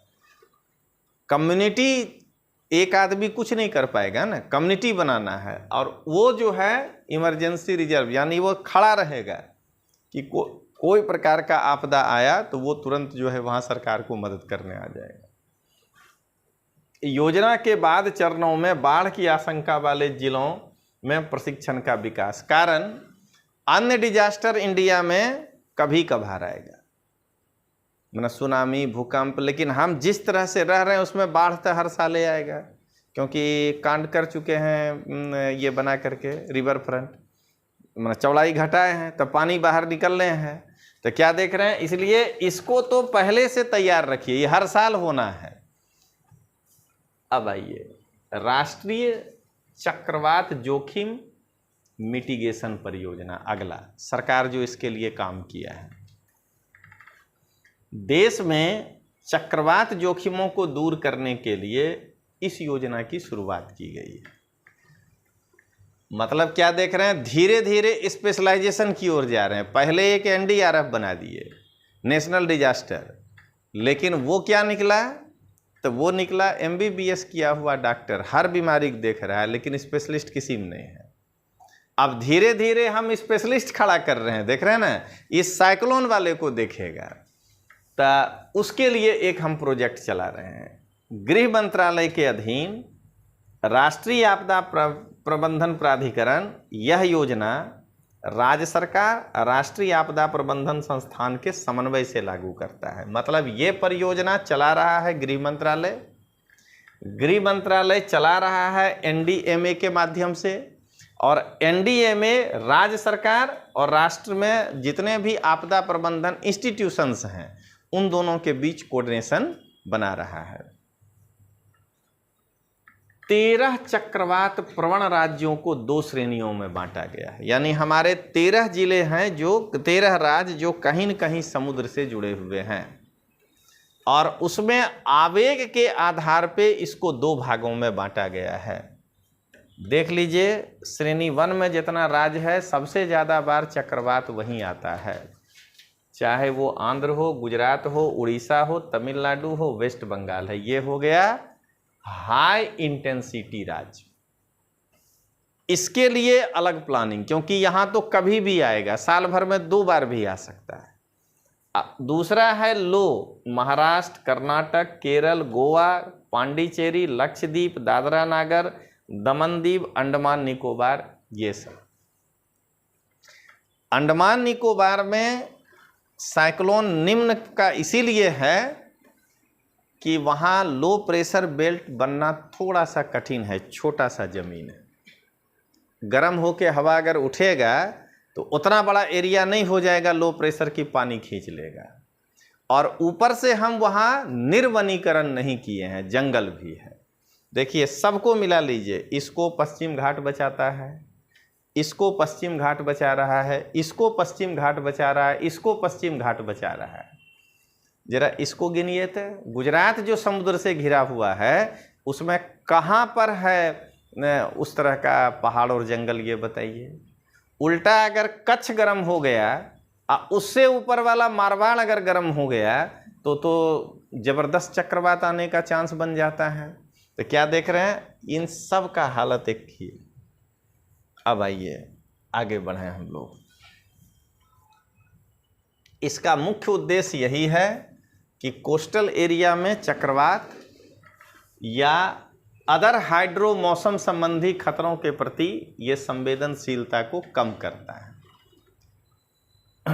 उसके बाद जाहिर है कि इतना बड़ा काम हम अकेले नहीं कर पाएंगे, तो इसलिए वर्ल्ड बैंक से एक एडेप्टेबल प्रोग्राम लोन के रूप में इसको जो है हम चला रहे हैं। मतलब एडेप्टेबल प्रोग्राम लोन के बारे में अब इकोनॉमिक्स में जानना है।